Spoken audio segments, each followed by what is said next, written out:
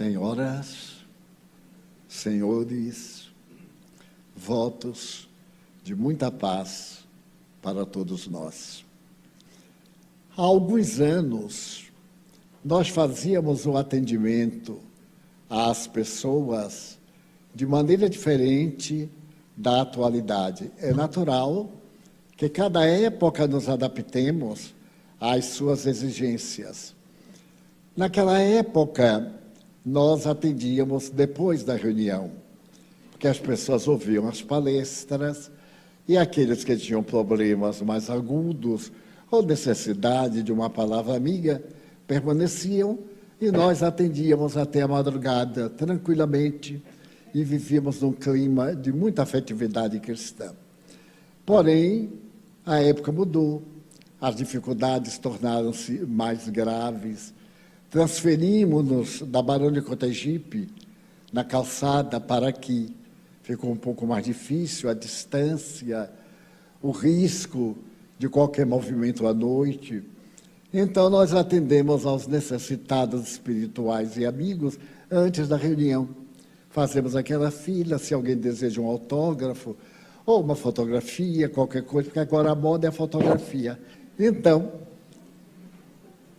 fazemos esta fila, porque facilita, é uma oportunidade de atender aos amigos, um momento de diálogo. E quando se trata de um problema mais sério, uma questão que exige tempo, marcamos outra hora, tomamos uma providência compatível. Mas, naquele tempo, aconteceram também os casos mais interessantes de nossa atual existência. Porque nós terminávamos às vezes 3 da manhã, e era lá na calçada, tínhamos que vir para aqui, chegávamos muito tarde, e 6 horas tínhamos que estar preparando-nos para o expediente, que eu era funcionário público, e saía daqui, sem condução, para a cidade. Numa dessas vezes, eu já estava terminando, eram 2 horas da manhã, eu me lembro bem, e havia poucas pessoas. Os amigos que ficavam trabalhando na tesouraria, alguns que ficavam esperando para fazermos o lanche. Quer dizer, o lanche era um bom prato daquele PF, que não sabe o que é, prato feito. Vinha aquela montanha, e a gente que tinha apenas almoçado meio-dia, 2 da manhã, devorava até perispírito que aparecesse. Muito bem. Então chegaram umas pessoas. Eu estava com uma cliente, uma senhora, uma outra senhora de idade, e mais ninguém, os outros estavam na secretaria. Chegaram umas pessoas lá, onde ficava o setor de atendimento, um senhor, notadamente agitado, uma menina, mais ou menos 16, 18 anos, em camisa de força, com os braços para trás, e 2 homens, que eu atribuí serem agentes de segurança, porque eram fortes. Naquele tempo não havia ainda as academias, mas havia as técnicas de halterofilismo, como chamava. Agora, quem não for a uma academia, não tiver o seu auxiliar ou outra coisa qualquer, fica meio atrasada. Eu também fui a uma academia, aí há um mês. Aí olharam para mim e disseram assim, é um risco muito grande. Eu perguntei por quê? Porque está na hora do senhor descansar. Mas descansar como? Morrer. Como é que vai fazer academia para desenvolver o quê? Nesta hora que o corpo já botou tudo para fora. Ele, mas meu filho, eu sou reencarnacionista. Talvez aí eu já me prepare para a próxima. Ele bateu no meu ombro e disse, não se dúvida não. Vá para casa, vá deitar, tome chá de laranjeira, que é muito bom nessa idade. Eu me conformei porque era um amigo, ele me desanimou, porque muita gente diz assim, Divaldo, mas você não mudou nada. Eu disse, você me conhece há quantas dezenas de anos? Então você diz, não, 50 anos, eu digo, não mudei nada. Que gracinha, não é? Lá em casa, infelizmente, tem espelho, e o espelho é double face. Ainda bota o negócio em inglês ou francês, como for. Pois bem, chegaram e eu estava atendendo uma senhora. Aí o cavalheiro, que vinha à frente, estava muito nervoso, gritou de lá: o senhor podia vir aqui nos atender? Eu estou acostumado. Eu então disse para ele assim: olha, o ideal é que o senhor venha para cá, porque os espíritos atendem aqui. Se eu for para lá, eles não vão. Ah, é? É. O povo gosta de fantasia. Ele disse: ah, então eu vou. Aí veio, arrastou a equipe e sentou. Eu atendi. A senhora que estava comigo, ela ficou nervosa. Ah, não tem pressa. Eu não tenho pressa. Se a senhora está com pressa, é outra coisa. Ah, mas eles chegaram na hora que chegaram, vão ser atendidos na hora que for possível. Acalmei a senhora, era uma senhora muito modesta, lá da invasão do Uruguai. Despedimos-nos, e aí o cavalheiro se aproximou. A jovem resmungava, movimentava-se muito, apesar de estar atada. E então ele disse assim: o senhor é o Divaldo? Eu digo: sou. Ele disse: pois é, aquela ali é minha filha, ela está doente, enlouqueceu de um momento para o outro. Imagine o senhor que nós estávamos na sala, no aniversário de 15 anos dela, eu me aproximei do piano, pedi para ela tocar, ela se dirigiu a mim e deu uma bofetada, sem nada mais. E quando eu olhei, ela estava transparente, pálida, agitada, e começou o nosso calvário. A nossa filha enlouqueceu. E enlouqueceu dessa forma. Não houve como acalmá-la. Chamamos um médico. Ele providenciou acalmá-la através de injeção. E no dia seguinte, ele sugeriu que nós internássemos numa casa psiquiátrica. Naquele tempo havia 2 casas muito conhecidas, uma delas na Lapinha. E então internamos e ela está com o diagnóstico de esquizofrenia. Então eu vim aqui, porque eu não sou espírita. Você defendeu, né? Porque ser espírita é coisa bárbara. Ou a pessoa vai na linha, ou a linha vai na pessoa. Eu não sou espírita. Eu não quero me meter nessas coisas. Eu fiquei olhando para ele assim: quais coisas? Essas coisas, eu digo: eu não sei quais são as coisas. Porque a pessoa tem medo de falar a palavra, porque a palavra pode contaminar. Eu aí insisti, digo assim: quais coisas? Esse negócio de falar com o espírito. Ah, o senhor quer falar sobre doutrina espírita? Candomblé, essas coisas, não sabe? Eu disse: não sabia não, senhor. Foi bom o senhor ter vindo me explicar, porque eu estou há tanto tempo e não sabia. Engraçado, e o senhor veio a primeira vez já me dar a definição. Mas vamos ao caso. Ele disse: o meu médico, o doutor fulano de tal, falou com aquela pompa e circunstância. Ele disse que a esquizofrenia ainda não tem cura. Pode melhorar, etc. Deu uma definição clássica, que casualmente eu também conhecia, e disse: então, ele sabe que não a pode curar, porque ela está piorando cada dia. Mas ele me disse: tem um tal de um Divaldo por aí, lá na Cidade Baixa, que é metido nessas coisas. E eu digo: engraçado. E então procure, porque essa gente, grifou a palavra, porque essa gente tem os tais mistérios, superstições, a ignorância popular, e às vezes acerta. Vá lá e leve a moça para ver o que é que ele pode dizer. Eu digo: muito obrigado. Eu não sabia que era essa gente. Aí sorri para ele, ele era muito bem educado, assim, uma pessoa refinada, grosseiro, na medida do possível. Eu fiquei rindo e disse: meu Deus, dê-me paciência para suportar as pessoas educadas e sociais, porque os brutos eu aguento, mas esse é mais difícil. Fiquei rindo. E então ele disse assim: é ela. Eu disse: pois não, como é o nome dela? Ele então disse: Cibele. Eu disse: mas que bonita menina. Ela estava agitada, com um pouco de... estava babando, os olhos fora das órbitas e movimentando-se. Então ele disse: vamos tirar a camisa de força dela? Os 2 rapazes disseram: não, senhor, ela está no hospital e não vamos tirar a camisa de força, porque se nós tirarmos a camisa, ela quebra tudo isso aqui, e para vestir vai ser um problema.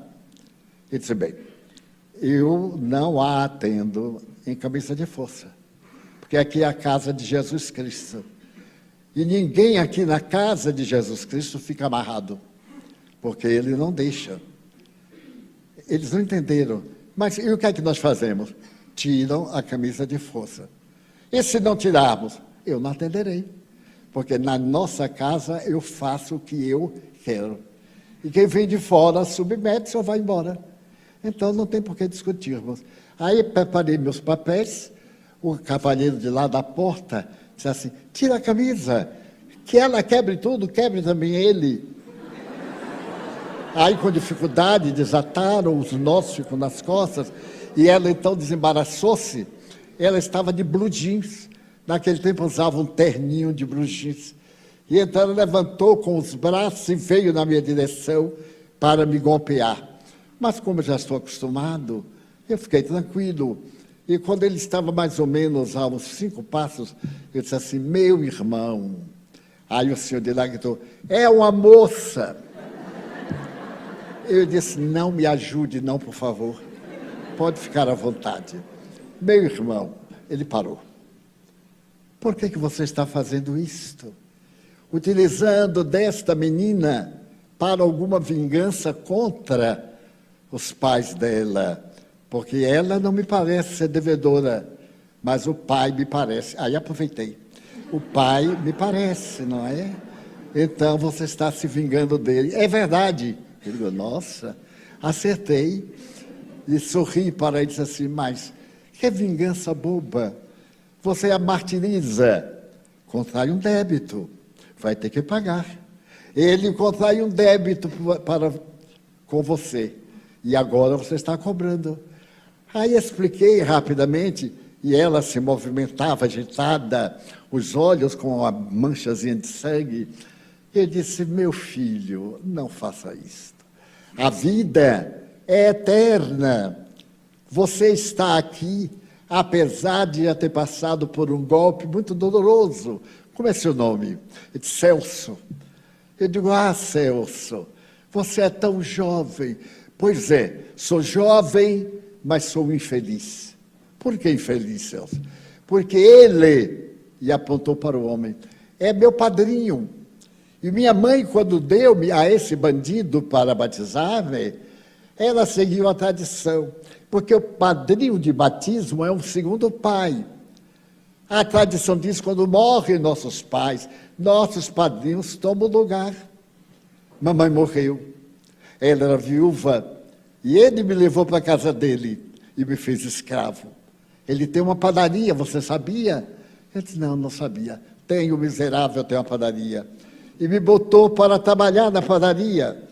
Eu tenho 26 anos hoje.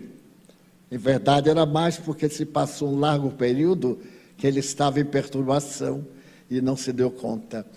Eu disse, pois não, Celso. É natural que ele botasse para trabalhar. Não é natural, porque ele sequer me pagava. Você sabe que há patrões que obrigam a pessoa a assinar o salário mínimo, mas não pagam o salário mínimo? Eu disse, não sabia, pois fique sabendo. Há muita miséria no mundo que as pessoas não sabem. Esses infelizes nos exploram.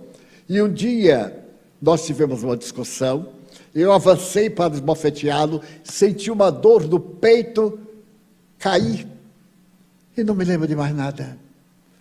Aquela dor terrível. Um dia, então, eu estava na sala de visitas da casa dele e ele estava com ela. Eu, então, digo assim, olha o miserável que está me fazendo sofrer. A dor continuava. Eu, então, me aproximei para dar-lhe a bofetada. Mas antes de chegar até ele, ela me atraiu. Eu não entendi nada. É como um imã atraindo uma peça de ferro. Aquilo me atraía e eu me bati nela. E ela então se encorajou e eu queria bater-lhe. Ela então se aproximou e deu-lhe uma bofetada. Aí eu fiquei contente, porque ela poderia me ajudar. Ele respondeu com outra bofetada e nós nos engalfinhamos na luta. Então me aplicaram uma injeção, ela dormiu, eu também dormi.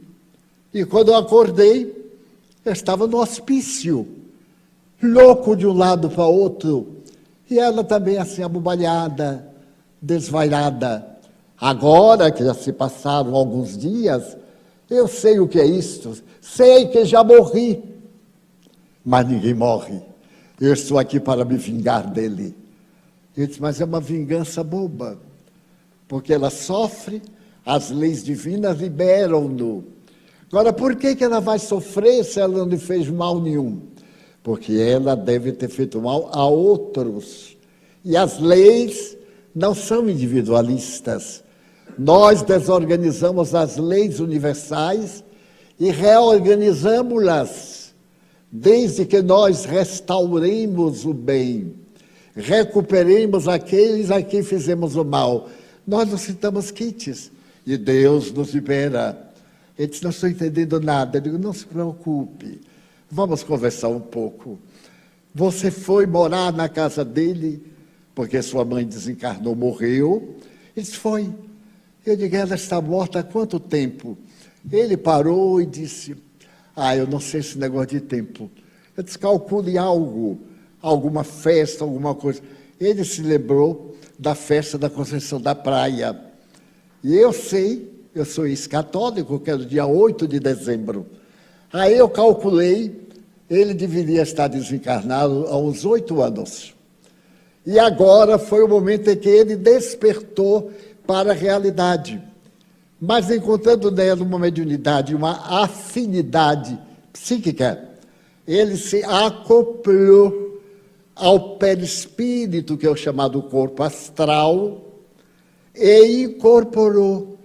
E esteve manipulando-a através de um fenômeno de telepatia e de ação corporal. Chamamos a esse fenômeno psicofonia, fenômeno da palavra através do psiquismo. E então, eu estou aqui, mas sem notícias de mamãe. Eu digo, mas era de achar-se que sua mãe já estivesse lhe encontrado, porque ela desencarnou há mais anos. Portanto, você deve ter uns 8 a 10 anos desencarnado. Ela deve ter um pouco mais. Nesse momento, eu vi entrar uma senhora desencarnada, como se fosse um ser humano. Ela entrou, chegou junto a mim e me disse assim, salve meu filho, ajude meu Celso.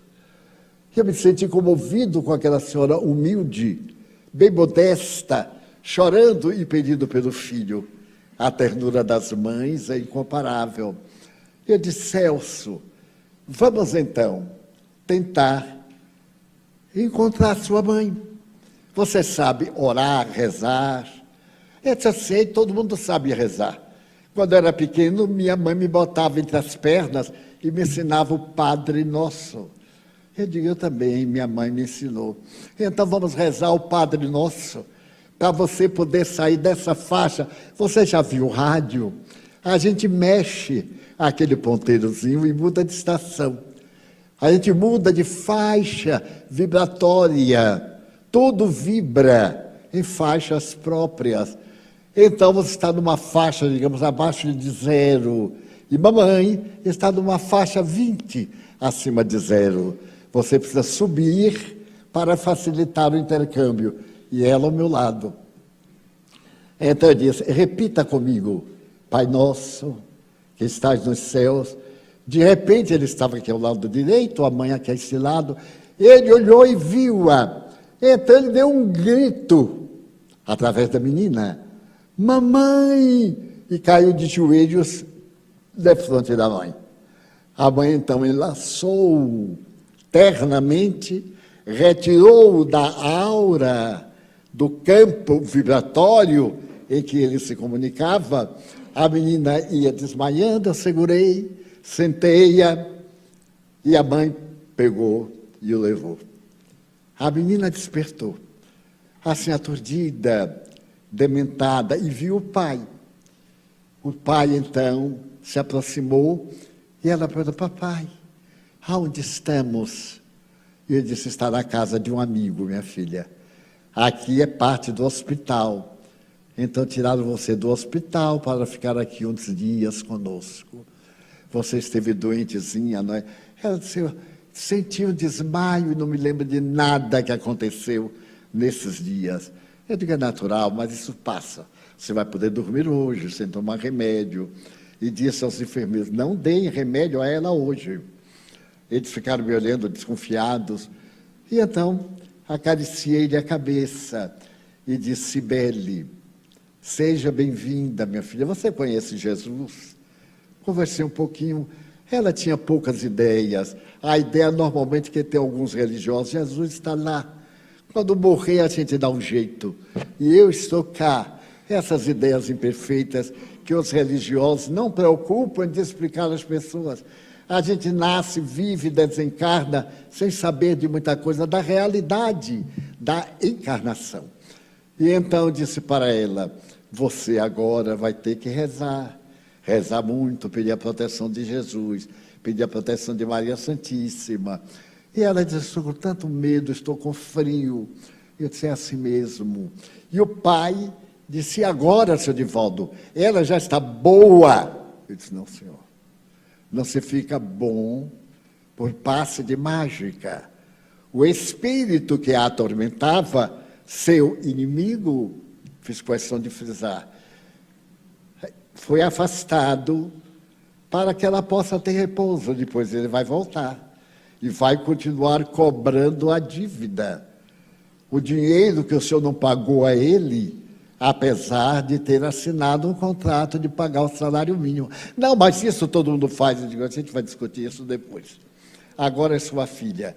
E eu olhei para aquele Sovina, assim, com aquela ternura de quem deseja esganar, com ternura, com bondade. Ele então disse: e agora? Eu disse: agora, se eu fosse, eu levava para casa, porque ela está melhor. E o que é que eu faço no hospital? Eu digo: eu não sei. O senhor vai ao hospital, conta o que se passou aqui e leva para casa. Eu contar o que se passou aqui? O senhor está doido? Eles não vão acreditar em mim. Eu disse: é problema do seu caráter e do deles. O senhor está pedindo uma opinião. Mas, senhor Divaldo, ela já está boa, ela está normal. Olha aí a minha filha, olha a Cibele. Eu disse: ela está melhorzinha, não é Si. Aí já chamei internamente de Si. Engraçado que ela era chamada de Cipe da família. Ela sorriu, morena, linda, bem baiana, bem linda como todos nós baianos. E então ele disse: quer dizer que eu levo para casa. E os enfermeiros, eu digo: manda embora, ou manda eles ficarem aí, não tem problema não, aqui a casa é pública, podem ficar aí. Achei muita graça que o enfermeiro, que ficou com a camisa de força, ele balançava-se na mão e disse assim: seu Edivaldo, engraçado, todo mundo me chama Edivaldo. Mesmo a gente começando Edivaldo para lá, eu já acho lindo ter dois nomes, mas em Portugal me chamo Givaldo. É o meu terceiro nome. E quando diz assim: ô Givaldo, eu digo: Divaldo. Sim, Givaldo. Bom, então, ele disse: senhor Givaldo, senhor Edivaldo, o que é que eu vou dizer? Eu digo: você conta, meu filho, o que viu aqui. Mas se eu disser isso, eu é que vou ficar lá, porque eles não vão acreditar. Eu digo: o que você quer que eu fale? Para mim foi o que aconteceu. Agora, se ela está boa ou não está boa, já é outro capítulo. Leva e mostra que ela está melhor, pelo menos. Vai ser muito complicado. Eu digo: vocês resolvam, porque já são 3 horas e eu ainda vou para o Pau da Lima para poder me deitar, tem uns amigos esperando. E o pai perguntou assim: e eu, o que é que eu faço? Eu digo: se lhe interessar, o senhor volte, porque é só o começo. E o começo de uma tempestade. Aí foram só os trovões, os relâmpagos, a chuva vai chegar. Ele disse: voltar como? Ele disse: da forma que o senhor veio, volta. Não tem nada de mistério. Voltar é retornar ao lugar onde você esteve. Ele, muito pomposo, ele disse assim: não sei. Eu digo: também não sei. Agora, se o senhor voltar, não devidamente esclarecido como estou tentando, vai ser muito pior. E não venha mais tarde, porque não me envolverei. Eles saíram. E o homem arrogante, e ela muito desfalecida, debilitada, aliás, ele amparou-a muito bem com ternura. Isso foi no sábado.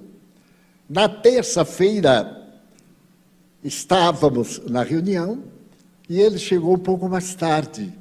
Então, estava ele acompanhado de uma senhora, que eu atribuí ser sua esposa, de Cibele e um dos enfermeiros. Sentaram lá pelo fundo, era nosso centro anterior, e quando terminou a sessão, ele chegou. A mãe estava demonstrando sofrimento, pálida, magra, triste, o sofrimento de ter acompanhado a filha. Ela viveu a dor da filha. Então ela chegou e disse assim: muito obrigado por ter atendido a minha filhinha. A menina ficou sentada. Eu tenho sempre alguns livros da codificação de Kardec para dar. Também alguns de nossa mediunidade. E quem não tem livro, eu ofereço, para ter uma ideia do que é o Espiritismo. Eu olhei para ela e disse assim: eu vou lhe dar um livro que vai lhe restituir a paz. O Evangelho segundo o Espiritismo. Apanhei um, fiz um autógrafo dele com muito carinho. Toda vez que a senhora estiver aflita, abra. O livro é um amigo silencioso para as horas difíceis da existência nossa. Abra, leia, e se lhe agradar, vá lendo até o fim, que vai lhe fazer muito bem. Ela aceitou o livro e ele me disse: e para mim vai dar algum? Eu digo: vou dar, sim, senhor. O Livro dos Espíritos é um livro de filosofia. O senhor me parece um homem culto. Não, era curto, ao invés de culto, questão de uma letra. Então o senhor vai ler para entender essas coisas. E para esse momento, vou lhe esclarecer que aqui é uma instituição espírita, é uma entidade civil, como mandam as leis brasileiras, em que nós estudamos uma filosofia de libertação das nossas paixões, da nossa inferioridade, e atendemos aos espíritos infelizes como nós aqui da Terra. Então já fica sabendo o senhor que não é nem candomblé, nem coisa de pobre, nem africano, nem nada. É uma doutrina filosófica, de raízes científicas, porque tem uma explicação científica para entender tudo isto. E quem recomenda Jesus, veja bem, é cristã. Ele me olhou e eu dei o Livro dos Espíritos, mas não autografei, não. Não precisava. E ele disse: e agora o que é que fazemos? Agora vamos começar o atendimento. Fomos a uma saleta, eu apliquei um passe em Cibele, Celso apareceu, mas não incorporou, e eu disse: agora, minha filha, você fica vindo. Nós temos sessões 3 vezes por semana. Você com seus pais escolhem um dia para poderem ir entendendo, para entrarem nesse raciocínio nosso, que é um pouco diferente do raciocínio comum. E é fácil de absorver. Primeiro, faça o bem. Não importa como. Não é difícil. Ela disse: não, senhor. Não desejo mal a ninguém. Nada.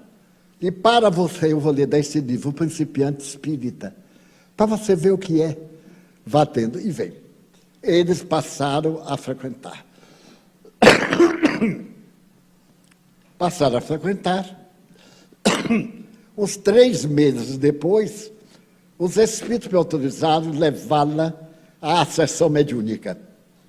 A sessão mediúnica é reservada a pessoas que entendem dos fenômenos, que compreendem como é que se operam as manifestações, qual é a finalidade precípua do Espiritismo, e que têm interesse em ajudar os desencarnados.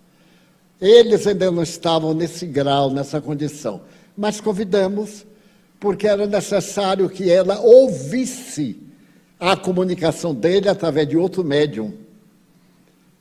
Vieram os pais e ela, e Celso veio através de outro médium, não conhecia nada, não sabia de nada.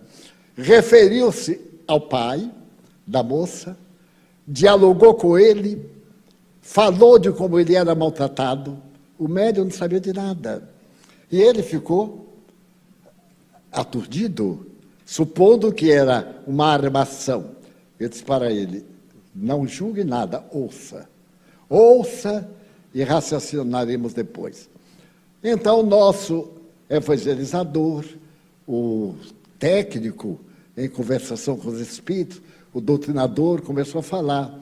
Falou com Celso, falou do amor, do perdão, e falou, e falou. E ele terminou se comovendo.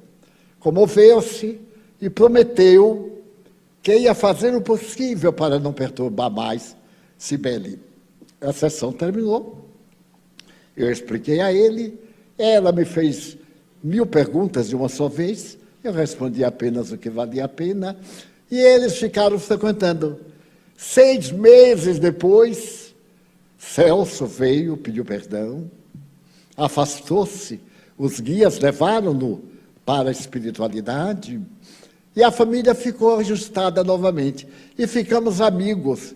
Eu e o senhor Valentia ficamos amigos também. Pois bem, ele me perguntou isso, perguntou aquilo. Eu disse, olhe, não facilite. E aproveite algum funcionário seu para pagar o salário integral. Veja lá. Ele disse, Divaldo, você sabe como é que é? Eu digo, não sei, não, senhor, não tenho casa comercial. Não sei, mas botei o velho no eixo. Bom, passaram-se os dias e ela me fez uma pergunta muito curiosa, daí uns meses. Ela disse assim, tio Divaldo, eu queria fazer uma pergunta ao senhor. A gente espírita pode namorar? Eu digo, nossa, deve, minha filha. Quem é que pode viver sozinho?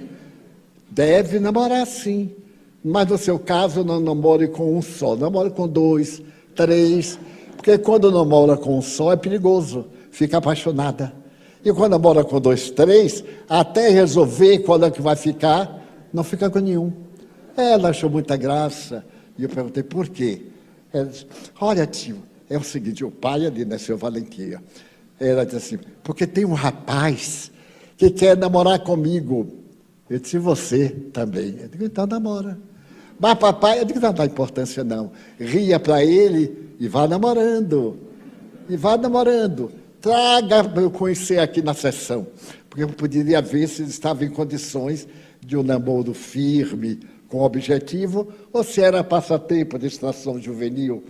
Daí a dias ela trouxe um rapaz cearense, todo empergadinho, todo de gravata, Ave Maria, um rapaz de 21 anos ou 22. Terminada a reunião, ela deu sinal, ele veio, ela disse assim, tio Divaldo, este é o rapaz que eu falei com o senhor. E ele falou para mim, fez, o namorado dela. Porque namorado antigamente era diferente, não é? Hoje, namorado, a gente não sabe mesmo o que é, deixa para lá. Então, ele disse assim, namorado, eu estou namorando a sério. Eu digo, nossa, até parece gente, aquela coisinha de 21 anos. Ele disse, que bom. E você está trabalhando? Olha a técnica. Eu tenho um emprego, eu trabalho no Centro Industrial de Aratu.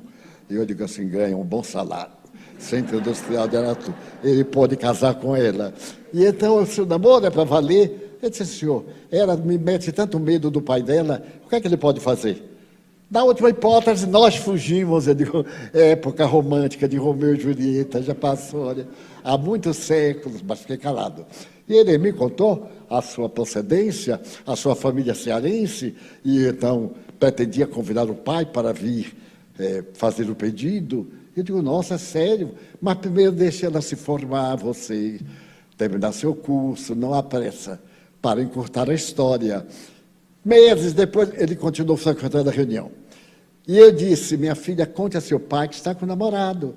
Mas tio Divaldo, ele dá grito e você fica com o namorado. O que é que pode fazer? Ele vai me bater. Eu digo, não vai nada. Você olha para ele e diz assim, se o senhor bater, eu falo com o tio Divaldo. Outro falava com a polícia, não é? Mas ele tinha medo de mim, porque ele achava que mediunidade era um poder, era uma força, que estando junto, já eu podia ler o pensamento, eu podia saber o que estava se passando na África. Tudo mistificação, que a gente não sabe nada, vai levado por Deus. Mas muito bem. Então eu disse para ele, olha, no sábado à tarde, eu vou lá tomar um cafezinho. Você chega e fala, como que não quer nada. Eu pergunto qualquer coisa, você me responde. E tio Divaldo, eu já estou gelado. Eu digo, pode ficar gelado até sábado. No sábado eu fui, mas que bom, você veio tomar um café? Pois não, tal. E ela chegou e disse assim, tio, que bom o senhor aqui.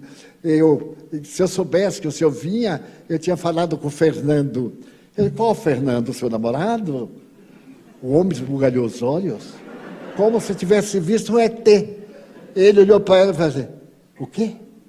Namorado? Você está com namorado? Eu digo, é. E você quer que ela esteja com quem? Com Nossa Senhora da Boa Hora? Não, está na hora, 16 anos, daqui a pouco está velha. De 16 para 30 é um salto. E quando chegar dos 30, não é nada fácil. Lembre do barricão. Naquela época tinha um tal barricão. A mulher que não casava entrou no barricão de bacalhau, que esvaziava, vinha o bacalhau de Portugal. Não havia jeito de casar. Eu tenho algumas amigas que estavam na hora, eu aí interferia, digo, oh, meu Deus, não faça isso, não deixe. Aí fizemos a caridade, casaram às vésperas do barricão, estão felizes até hoje. Pois bem, ele então ficou assim, olha, um rapaz excelente, eu conheço. Ele tem uma boa aura, tem bons princípios, não tem pressa, está trabalhando lá no centro, aí, nesse setor. E conversei, ele disse, mas Divaldo, ela é uma menina, eu disse, eu queria que ela fosse uma velha. Ele pegava uma velha de 70 com 20, para fazer da velha o quê? Vamos acabar com esses preconceitos bobos, peçamos a Deus que sejam felizes, que se respeitem e tal. Aí deu uma doutrinada, ele ficou assim, admirado, e aceitou. Então, eu falei com o rapaz, peça logo em casamento, fica noivo, porque antigamente tinha o primeiro passo, olhava e ria. Se o outro risse, já era o princípio. Depois, se aproximava. Para pegar na mão, demorava 6 meses. Para dar um abraço, 1 ano. Para dar um beijo, 10 anos. E desencarnava, não casava. Não dava tempo. Agora não, já começa casado e tudo. Eu acho até interessante. Muito bem, que Deus abençoe. Pois bem, eu digo, você vá e peça. Porque ele já sabe que ela tem um namorado, agora ele vai conhecer o namorado. Ele disse, Divaldo, eu posso ir assim como um amigo, porque eu não sei o que falar. Chega e fala, eu vou estar lá. Veja como eu fui em Santo Antônio, hein? Ele foi de gravata. Se eu tivesse previsto, eu não deixava gravata, né? Porque gravata é para enforcar a gente. E então, ele disse, seu Fernando, e quem deveria estar aqui era meu pai. Eu disse, por que seu pai? Quem vai casar com ela é você. Ah, mas papai lá em Fortaleza não pôde vir. Aí o Fernando disse, não estou entendendo, ele vai entender já. Ele veio pedi-la em casamento. Ele vai casar. Ela tem agora 18 anos, eu digo, e casar antes dos 20. Se formam com 19, casa com 20, tem o primeiro filho 21, o senhor se torna avô, ela com 22 anos, e vai pagar a dívida a Celso. Ele disse, como? Depois eu lhe explico. Pois bem. Aí o velhote aceitou, ficou tudo bem, ela ficou ótima, a família ficou espírita, o rapaz ficou frequentando também com ela, e casaram no civil, eu fui ao casamento civil, ao religioso eu não fui, por uma questão doutrinária, e muito bem. Nesse ínterim, ela me chegou um dia e disse assim, tio Divaldo, eu acho, eu digo, está grávida, pode ter certeza, porque eu vi, e vi que era Celso quem ia reencarnar. Eu digo, opa, eu quero ver este cobrador com o devedor juntos, né? Pois bem, veio a gestação, e aí eu recebo um telefonema, 1 da madrugada, eu estava atendendo, o telefone me chama, Divaldo, você tem que passar aqui na Climério de Oliveira, era uma maternidade. Ele disse, mas o que você está falando? Fernando, a menina teve filho, um rapazinho, Divaldo, você tem que viver, meu neto. Eu disse, por que eu tenho que ver? É 1 hora, seja que hora for, você vai passar por aqui com o Nilson para conhecer meu neto. Eu disse, tá bem, tá bem. Lá para as 2h30 saímos daqui, fomos à maternidade, e o homem estava com uma garrafa de champanhe. E disse aqui, nós vamos comemorar. Eu disse, não, o senhor me desculpe, mas eu nem licor de São João eu tomo. E gosto tanto de licorzinho de São João gelado, é uma maravilha dos céus, mas meu fígado é inimigo do álcool, eu não posso tomar. Aí rimos muito. Ele me chamou para eu ver o neto. Estava o local em que ficavam as crianças e um vidro. Então, olhamos, não pode ver nada mais feio do que criança recém-nascida. Vermelha, inchada, aquela coisa horrorosa, você não sabe se é um menino ou se é um sapo. Mas o povo acha uma beleza, tudo hipocrisia. Porque aí nós olhamos e eu disse, qual é o neto? Ele aí olhou, olha aquele, 1, 2, 3, olha para ele, Nivaldo, está dormindo. Meu Deus, que milagre, está dormindo. Veja que fenômeno. Aí o avô disse, olha, daqui para aqui sou eu. Eu aí olhei, a imaginação. Daqui para aqui é o rapaz, não é? É. E o resto, a hereditariedade da família está ali firme. O que é que você acha? Eu digo, o que é que eu tenho a dizer? Pronto, o menino veio e eu disse, agora, senhor Fernando, está na hora do senhor começar a pagar ao Celso. Através dele, não disse que ele era o Celso. O senhor fazer uma caderneta de poupança. Já houve isso aqui no Brasil, não é? Uma tragédia chamada caderneta de poupança. Até eu tive. Ave Maria, também tive. Por mais que poupasse, era tão engraçado, poupava para o mês, não pagava o que hoje comprava. Mas tinha. E ainda, eu acho que tenho. Pois bem. E eu coloquei X, o dinheiro da época que não me lembro mais. Eu achei pouco, multipliquei o débito, tantos anos. Mas pode botar um pouquinho mais, né?